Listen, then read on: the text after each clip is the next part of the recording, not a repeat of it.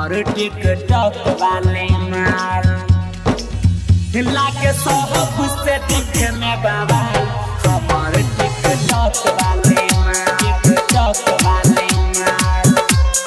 Presented by Singh recording studio Musaharniya Nepal. लागे सब से देखे में बाबा हमार टिकटॉक वाले माल टिकटॉक वाले माल। जब नाचे लगे हाथ में रुमाल हमार टिकटॉक वाले माल टिकटॉक वाले। लागे सब से देखे में बाबा हमार टिकटॉक वाले माल टिकटॉक वाले।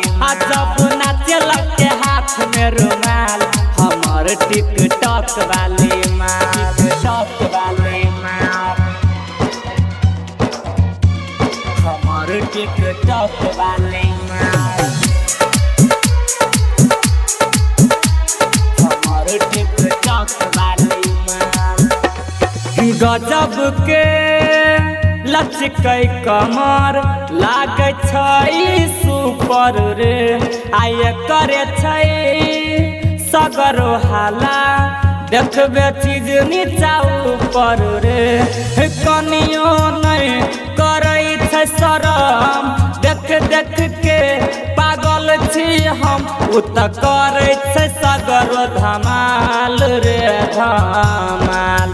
लागे सब से देखे में बवाल हमार टिकटॉक वाले माल टिकटॉक वाले। रे जब लगे नाचे हाथ में रुमाल हमार टिकटॉक वाले माल टिकटॉक वाले माल।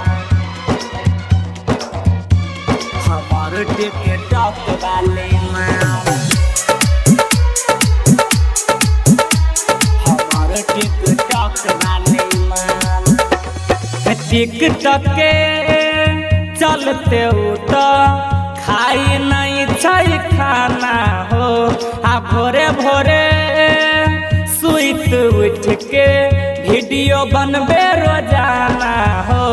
की कहियो भैया हो खार छै कोई न कमैया हो सूर्य देव छै बेल पागल हो पागल।